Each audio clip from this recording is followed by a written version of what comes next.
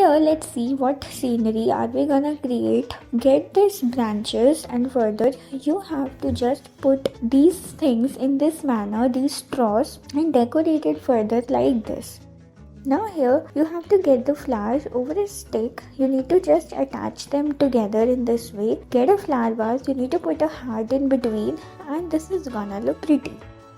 Here you have to get this transparent sheet attached. Just color them up in this manner, and further you have to get the sticks and stems attached. On it you need to paste the flowers and leaves all around. This is gonna look pretty cool.